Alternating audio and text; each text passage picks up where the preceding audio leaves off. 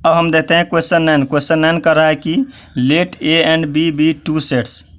मतलब क्वेश्चन 9 में कह रहा है कि ए और बी दो सेट है, such that number of A 3 and number of B 2, यानी सेट ए में 3 एलिमेंट्स है, सेट बी में 2 एलिमेंट्स है। तो हमें बोल रहा है कि x, 1 y, z, 1 जो है are in A cross B, यानी ए क्रॉस बी में जो एलिमेंट है वो हमें दिया हुआ है। तो बोल रहा है कि फाइंड करने के लिए ए और बी जो है सेट हमें फाइंड करने के लिए बोल रहा है। Find A and B where x, y and z are distinct element. यहाँ पर x, y और z जो है अलग अलग एलिमेंट है। तो हमें सेट ए और सेट बी हमें क्या करना है, फाइंड करना है। तो नंबर ऑफ ए सेट ए में कितने एलिमेंट हैं, 3 एलिमेंट है, और सेट बी में कितने एलिमेंट हैं, 2 एलिमेंट है, और ए क्रॉस बी में हमें एलिमेंट दिया हुआ है क्या क्या है। तो पहले पता कर लेंगे कितने एलिमेंट है। Number of A cross B हम पता कर लेते हैं कितने एलिमेंट है, तभी हम पता कर पाएंगे कि ए में और बी में कौन कौन सा एलिमेंट होगा। तो number of A cross B क्या होता है, number of A into number of B होता है। तो नंबर ऑफ ए कितना है, 3 है, इंटू नंबर ऑफ बी कितना है, 2 है। तो number of A into number of B कितना हो गया, 3 इंटू 2 क्या हो गया, 6 हो गया। तो number of A cross B कितना हो गया, यानी number of A cross B में 6 एलिमेंट है। तो हमें जो है 6 एलिमेंट होना चाहिए, जबकि हम ए क्रॉस बी हमें ये दिया हुआ है। तो ए क्रॉस बी हमें दिया हुआ है, क्या क्या दिया हुआ है, x, 1 दिया हुआ है, y, 2 दिया हुआ है, और z, 1 दिया हुआ है। 3 ही एलिमेंट्स, जबकि 6 एलिमेंट्स है तो 3 एलिमेंट्स और होंगे। तो इसलिए हमने क्या किया, इसको डॉट डॉट कर दिया, 3 एलिमेंट्स और होंगे। तो 3 एलिमेंट्स और हमें फाइंड करना है, हमें 3 एलिमेंट्स फाइंड और करना है, जिससे हमें क्या होगा, ए और बी हमें दोनों निकल जाएगा। 3 एलिमेंट्स और 3 जो है ऑर्डर पेयर और हमें निकालना है। तो हमें क्या फाइंड करना है, हमें सेट ए फाइंड करना है और सेट बी फाइंड करना है। अब ये जो है देखो यहाँ पर ऑर्डर पेयर, ये भी ऑर्डर पेयर है, सभी ऑर्डर पेयर है। तो पहला ऑर्डर पेयर क्या है, x, 1 है, दूसरा ऑर्डर पेयर क्या है, 1 y, 2 है, और तीसरा ऑर्डर पेयर क्या है, z, 1 है। तो पहला ऑर्डर पेयर जो होता है, यानी ऑर्डर पेयर में जो फर्स्ट टर्म जो होता है, यानी फर्स्ट जो टर्म होता है वो ए सेट का एलिमेंट होता है, और सेकेंड टर्म जो होता है वो बी सेट का एलिमेंट होता है। उसी तरह से जितने भी ऑर्डर है पेयर है, उसका फर्स्ट जो एलिमेंट होता है, यानी फर्स्ट जो ऑर्डर पेयर में जो टर्म होता है वो ए सेट का एलिमेंट होता है, और सेकेंड जितने भी ऑर्डर पेयर में है टर्म वो सब क्या होता है, बी का। तो फर्स्ट क्या है, x, y, z है। तो क्या होगा, ये x, y, z, ये हो गया सेट ए का एलिमेंट। और सेट बी का एलिमेंट क्या क्या है, 1, 2, 1 है। तो 1, 2, 1 है। सेकेंड एलिमेंट y 1 है, 1, 2 और 1 है। तो अब देखो यहाँ पर हमें सेट ए में 3 एलिमेंट्स दिया था और सेट बी में 2 एलिमेंट्स दिया। तो सेट 3 में ये तो सेट ए में 3 एलिमेंट्स आ गया, x, y, z।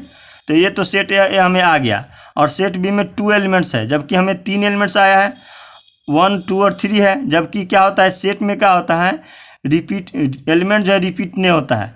यहाँ पर क्या है, 1 और 1 दोबारा है, रिपीट हुआ है, तो एक 1 तो नहीं होगा। इसका मतलब है कि एक 1 तो कैंसिल हो जाएगा, ये नहीं होगा। ऐसे भी बोल रहा है हमें बी सेट में 2 एलिमेंट है, तो 2 एलिमेंट तो हो गया।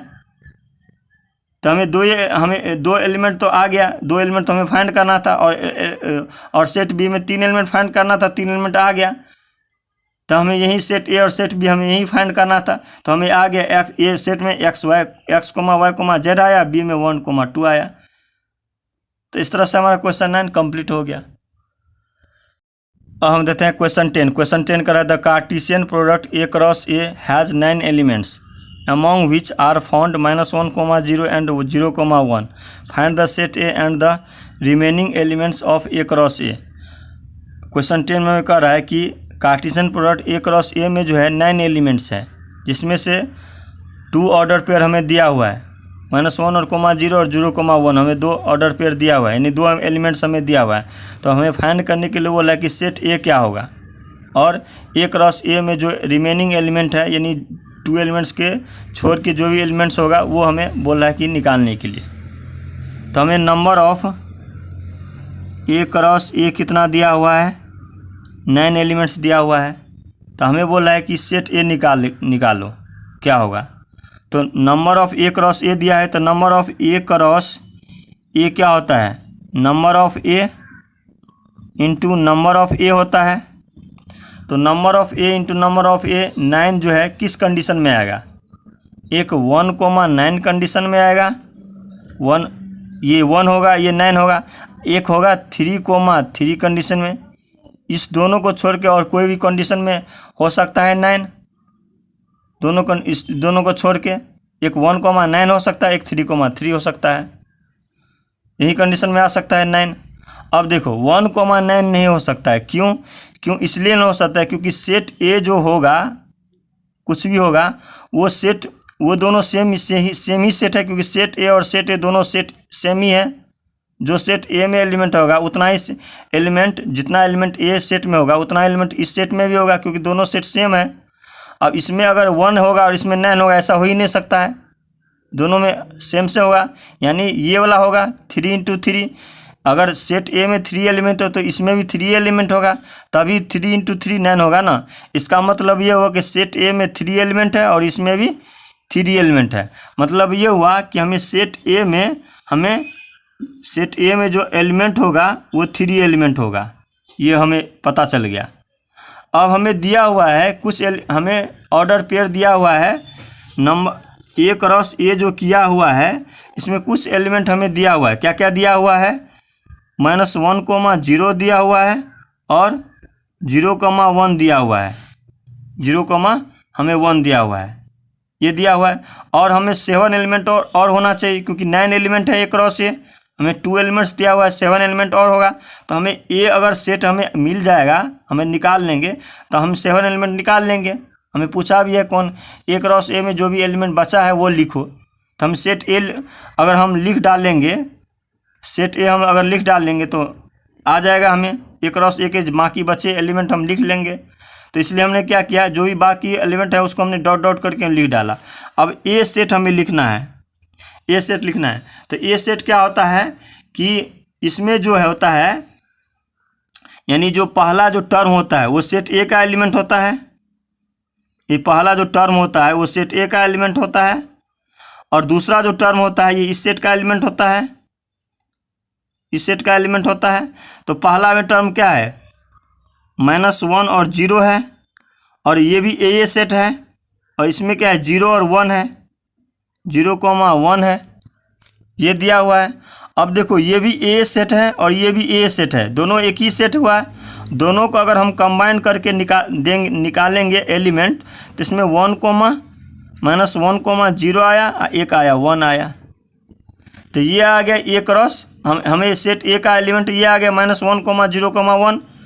इसमें कितना एलिमेंट है, 3 एलिमेंट्स है। हमें 3 एलिमेंट्स हमें फाइंड करना था कि नंबर ऑफ ए में जो एलिमेंट की संख्या होना चाहिए 3 होना चाहिए, हमें 3 तो आ गया, -1,0,1।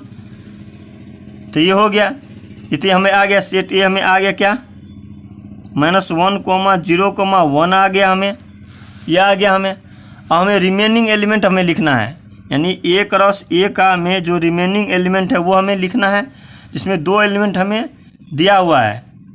तो बाकी का 7 एलिमेंट हमें लिखना है।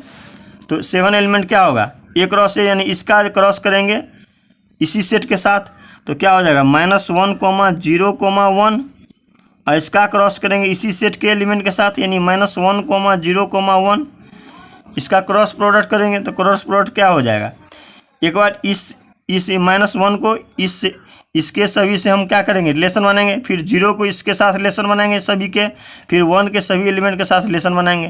तो -1 को इसके साथ रिलेशन बनाएंगे, क्या होगा, -1, फिर -1,0 होगा, फिर -1,1 होगा, फिर 0,1 होगा, फिर 0,0 होगा, फिर 0,1 होगा, ये हो जाएगा।